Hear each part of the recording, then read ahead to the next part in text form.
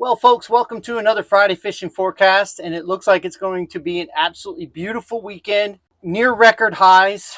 They're saying in the low to mid 90s, and it has been hot this week.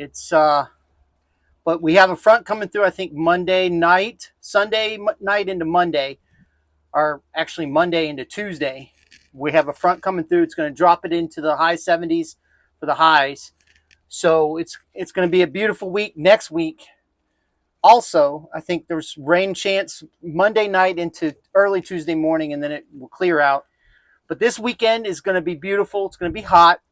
There is going to be a nice breeze. There's a nice breeze right now. I went out and caught bait for the shop, and it was actually pretty comfortable out there, especially if you're fishing on the south shore of Tampa Bay.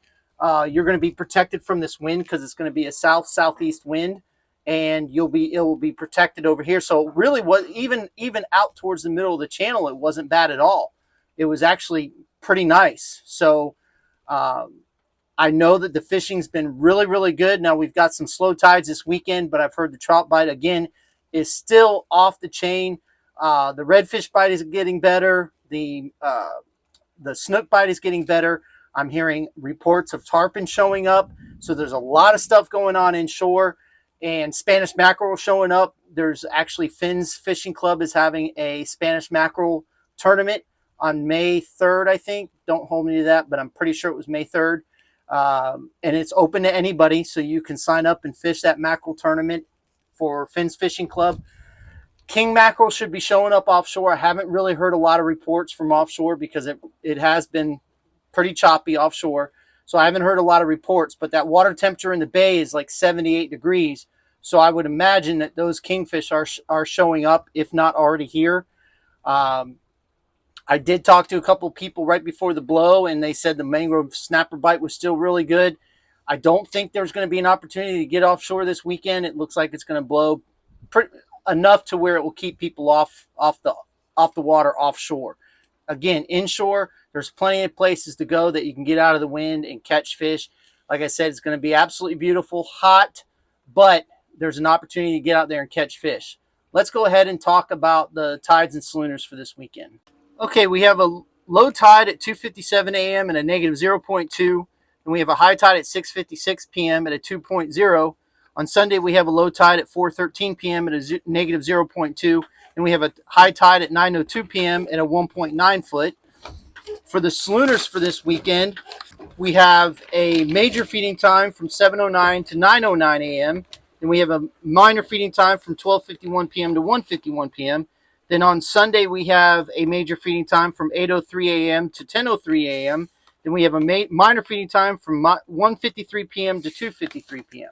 So as you can see, they're pretty slow tides for this weekend. So hitting those major and those minors are going to be pretty key, especially inshore, to where we won't have a lot of tidal flow. Those are the times that I find that those fish would feed the best on slow tides is on the major and minors. Now that major in the morning on Saturday is coinciding with the sunrise. So that adds all kinds of things to it. So that you always get that barometric change when the sun rises and sun sets. So that's going to kick it in. And on that major in the morning, I think that major should be pretty good. A lot going on. We had our Finn's Fishing Club, this meeting last week. Unfortunately, Mike Mahoney became ill, so Captain William Wise from Bad Fish Charters and Jake Wise from Bad Fish Charters came in and filled in and did a seminar talking about tarpon fishing, and they did an extremely good job. A lot of insight from those two. They've been fishing for a long, long time, especially William, and Jake is right there with him, if not a little bit better than William. I'll say that, but they're both good friends of mine. But anyway, again, I just want to say thank you so much for all of the support. Here at the shop, we have plenty of bait. We'll have shrimp. We have white bait. We have fiddler crabs. I don't have any pinfish. This morning, I went to go catch bait, and I got my motors down, and then all of a sudden they shut off. And I couldn't get any power to the engines, power to everything else. So I called up my buddy Caleb Wise, who's the son of William Wise, and he works for Cito, but all he does is he does all the maintenance on their boats. So I'm like, hey, Caleb, what do you think? And so they came over, and I'll just say it now that Cito now is the presenting sponsor for Tampa Bay Fishing Channel. We will, in the very, very near future, have uh, coupon codes that you guys can use to sign up with Cito and save money.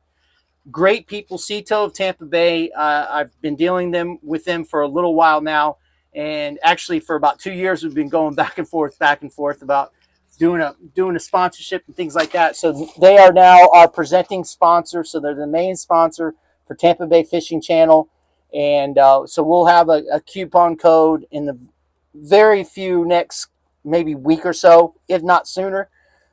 So you guys can sign up with Cito. But anyway, they came over, took a look at the boat, went through a couple of things, and Caleb mentioned the white wire for the Suzuki.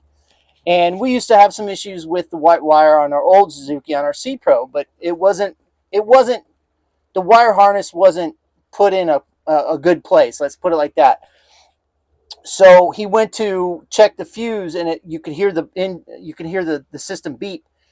So he pulls out the fuse, and he's like, yeah, here's your problem. So I went and got another fuse. Sure enough, everything was fine. So I went out, caught bait for the shop. So we had plenty of bait. We just want to say thank you to everybody that's been coming by the shop. We've seen a lot of new people, which is great. And they're turning into regular customers because they know that we're very consistent with our bait. We try to have as much live bait as we possibly can, including frozen bait. So if we can find it and get it, we're going to have it. Now, the pinfish, I'm going to start setting traps for those this next week.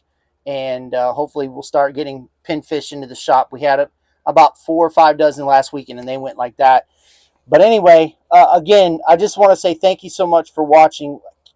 Can't say that enough. We really appreciate all the support. Fish more, catch more, and we'll see you on the flip side.